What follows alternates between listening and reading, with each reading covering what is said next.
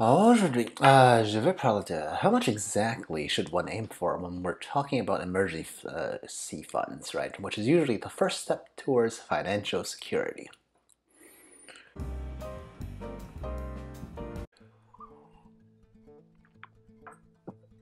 Hey, XenPuck here. So in the personal finance space, I hear the term emergency fund thrown out all the time. It's talked about as in, first, before you do anything else, you need an emergency fund.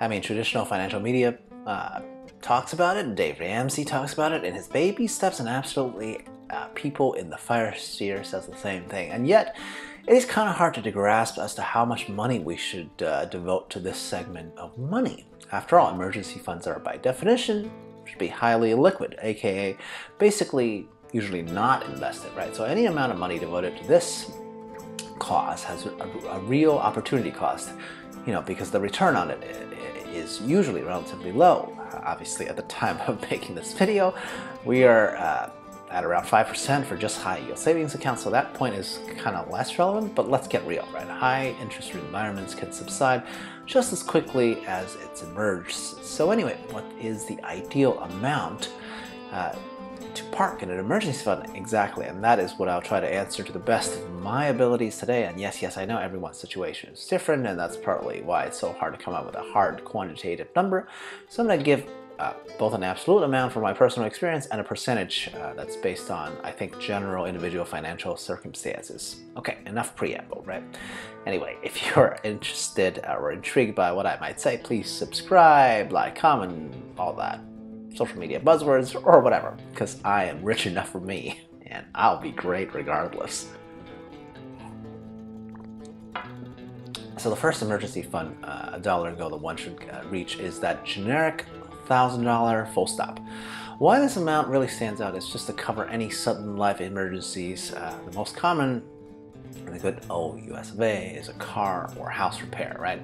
And for those repairs, I mean things that can keep your car from running or your heat or cold from working properly in your apartment or house, okay? Not superficial renovations, okay?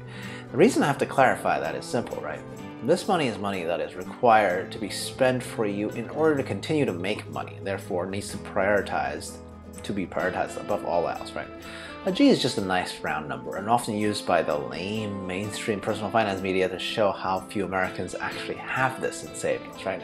But honestly, the actual amount should be, I think, the average of your past 5 repairs for emergencies of this type. So it could actually be a bit less or more, right?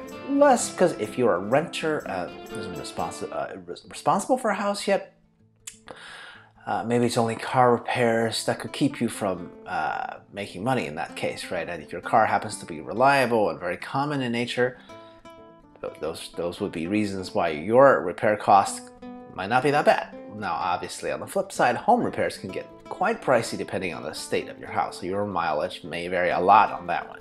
So this is what I would call the level 1 of emergency fund. It is irrelevant for every single adult, right, out there who wants to be independent. So prioritize this amount at least immediately.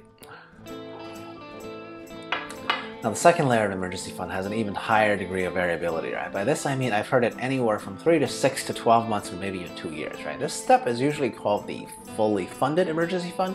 So first we have to understand its purpose, right? If the first layer of the emergency fund is to cover how you can get to your job, the second layer is to cover the emergency of the loss of your current job. So the reality is that this money is meant to cover your most basic living expenses of whatever long a time period is for you to get your next job according to, well, yourself, okay? That's why it varies so much, right? Some people, when faced with job loss, is willing and able to quickly replace it with some other sort of employment ASAP, right? Because they just can't stand the idea of constantly, kind of digging into their own savings. I'd say I myself is kind of like that in personality. If that's the case, 3 to 6 months worth of expenses should be fine, right? However, in life, I'm sure we've all met some friend or another who just can't stand moving jobs sideways or gasp, even taking a pay cut. In that case, it could be a while to find a better job, right? Especially if your previous job loss was not voluntary, right? Yeah, I know, 6 months to a year or 2 of expenses seems like a very high bar, but remember, I did say it's a long duration of the most basic expenses though, right? I mean, I assume as an unemployed person, one would have the good sense not to be partying it up all night, right? So really, even an annual lean expense amount might be as reasonable as, say, maybe 30 G's. That is my hard number estimate, right? If I was in that much of a jam. And finally, yes, that's right. According to me, there's yet another layer to the emergency fund, and that is the post-fire emergency fund. Okay, post-fire because that's the stage of life I am in right now.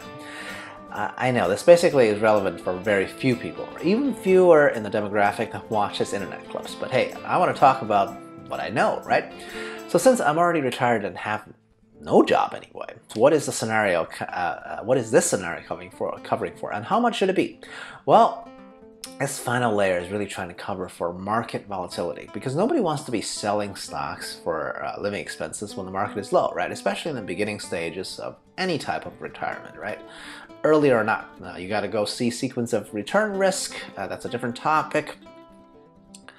The amount I would say is about 2 years of regular expenses. I mean, see, I say regular this time instead of lean, because who wants to dampen their lifestyle once they're retired, right? But the truth remains, right? You'd only be digging into your cushy 2-year third layer emergency fund if the market is dipping, right? Perhaps quite severely and for a somewhat prolonged period of time, certainly more than a quarter or two, right? So the reality is that as a retiree such as myself, I mean, am I really going to be feeling flush and spending as I normally would if my nest egg is my only source of income is dipping severely? I think human psychology would dictate that I am not immune to feelings and so forth.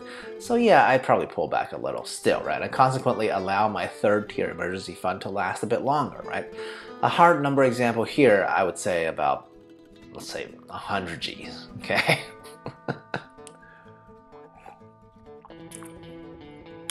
So yeah, where are you guys on your emergency funding journey, right? Just remember, quite a significant proportion of Americans can't even get to that first tier of emergency fund of 1K. So if you have any savings outside of your paycheck, you're really doing better than the stereotypical paycheck to paycheck folks, right? No, I don't consider credit card usage a reasonable alternative to having an emergency fund, because doing that would be just literally digging yourself into a bigger hole than whatever, emergency that happened, right? Seriously, if somebody can't even save up 1G to start with, how would I possibly expect them to pay off 20% plus interest at a later date? So start chipping away from those paychecks and build yourself that buffer, right? Again, it's anywhere from 1G's to possibly 100G's. I mean, you don't have to worry about that end goal number. I tell you, you've actually retired, hopefully, as a millionaire, right?